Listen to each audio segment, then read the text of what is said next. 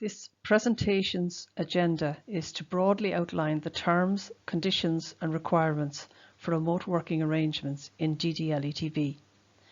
The remote working policy is supported by and should be read in conjunction with the Right to Disconnect policy, the Workplace Wellbeing policy, and the Ergonomics Setup Guide, and the Remote Working Frequently Asked Questions. Our remote working policy and procedure was drawn up by a cross-functional staff consultative forum.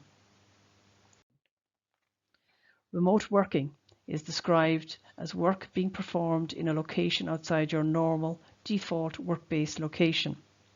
A request to work remotely will be an annual application process. Applications for remote working will be considered in line with the ETB's remote working policy. A formal written remote working arrangement will set out the conditions governing the arrangement each year. These are the agreed responsibilities, controls and measures necessary for operating the arrangement. It should be noted that annual remote working arrangements entered into will not confer a legal or contractual entitlement to work remotely. The remote working policy applies to all employees who meet the eligibility criteria.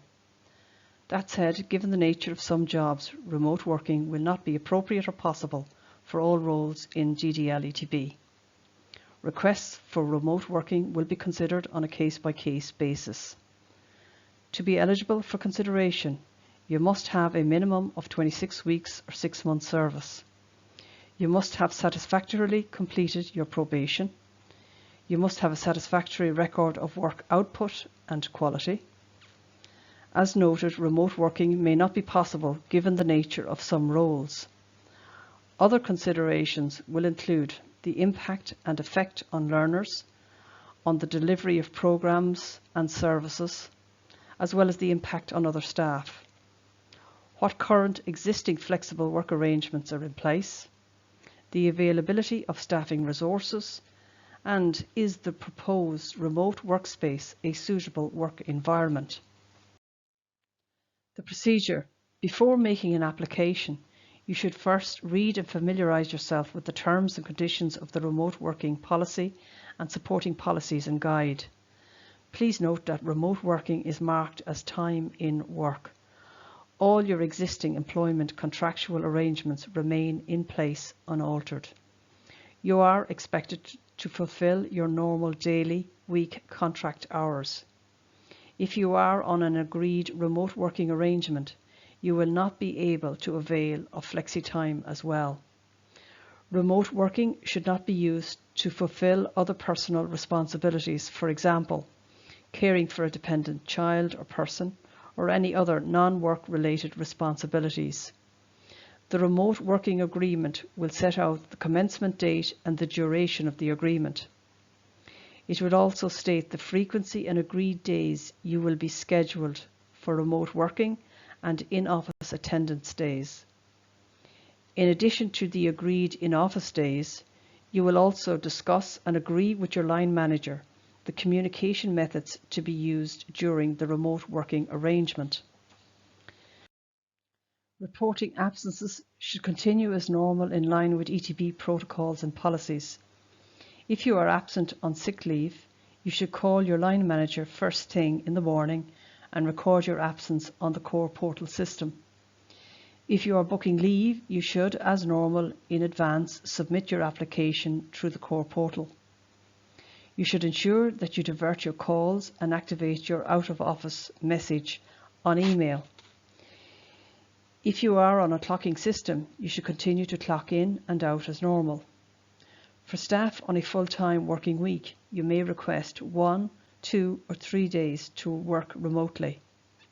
If granted a remote working arrangement, staff are obliged to engage with their line managers on what days they will be scheduled for in-office attendance.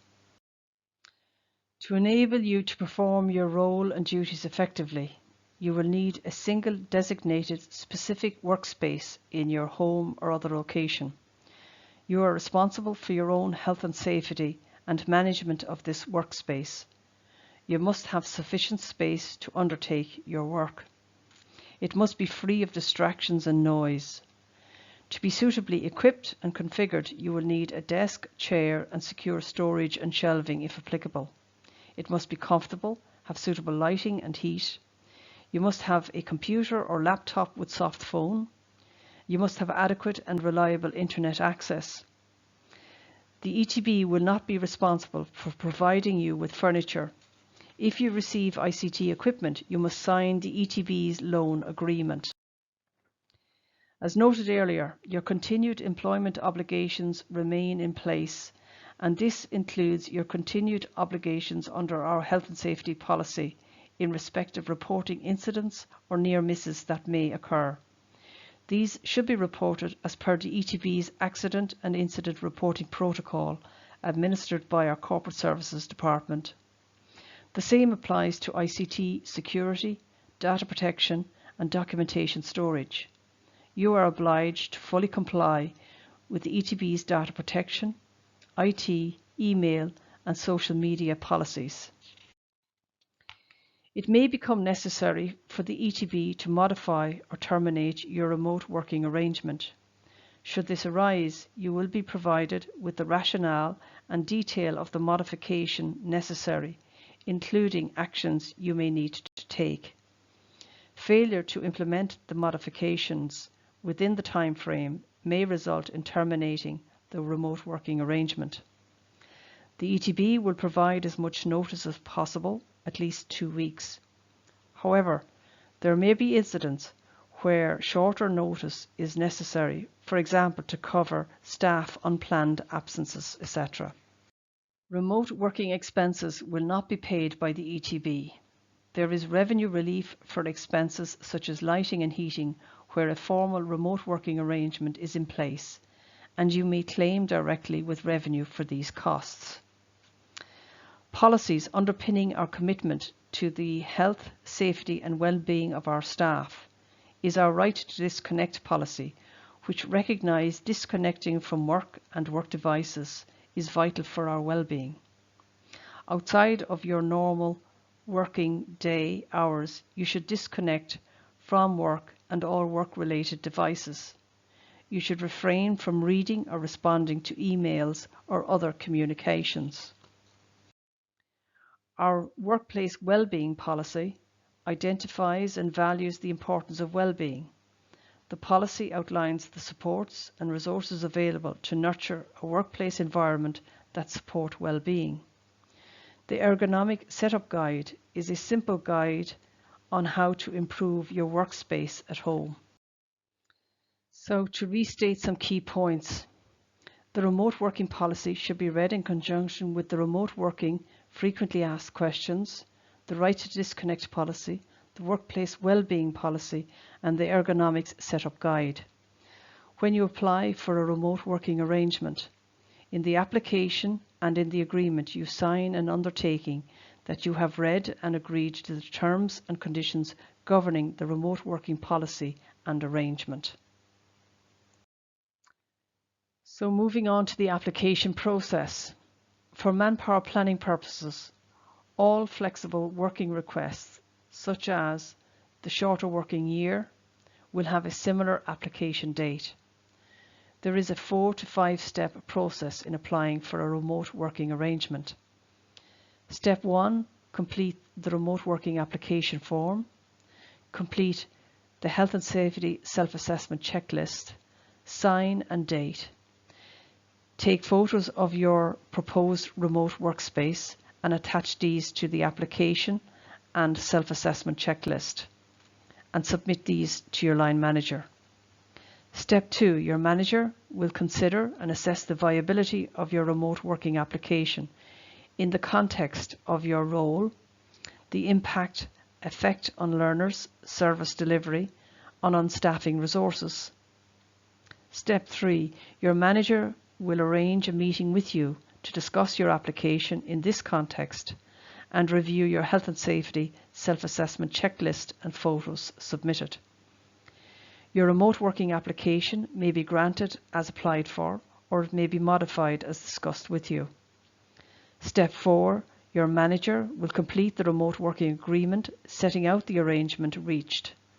both of you will sign, date the remote working agreement, and a copy of the agreement and your application should be sent to the HR department. Step 5, if applicable, is appeal, where your application for remote working was refused. In this scenario, you may appeal the decision to your manager's manager. To do this, you should submit your appeal within 7 days of the decision to refuse remote working. Your appeal should be in writing, and you will need to state the grounds on which you are appealing the decision. Your manager's manager will conduct an appeal meeting within 14 days, and you will be informed of the outcome within 14 days of the appeal meeting, and this decision is final.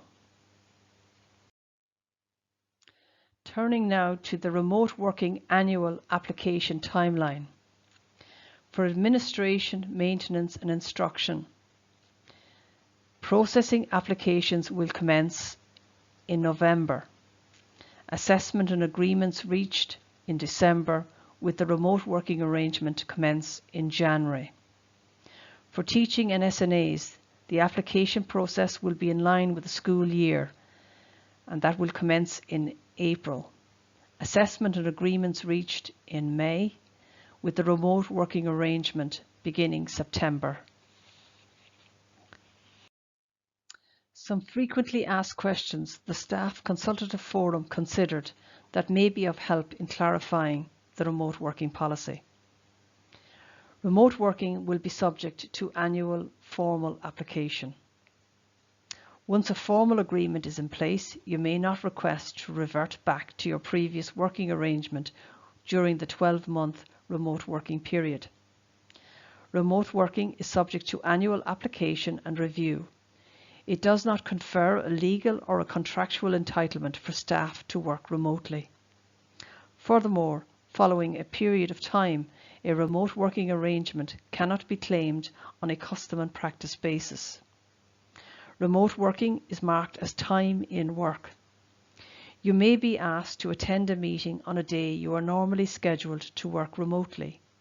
In such circumstances, you will not be permitted to work remotely on an alternative day or permitted to carry over that day to the following week. In exceptional circumstances, your manager may request you to change your remote working days at short notice. Remote working is based on a full day. You cannot avail of both flexi-time and a remote working arrangement. You must be contactable by both email, Teams and telephone. Our offices, departments and sections must be manned 5 days per week, and staffing schedules must be planned and managed accordingly. This ends our remote working presentation. Thank you.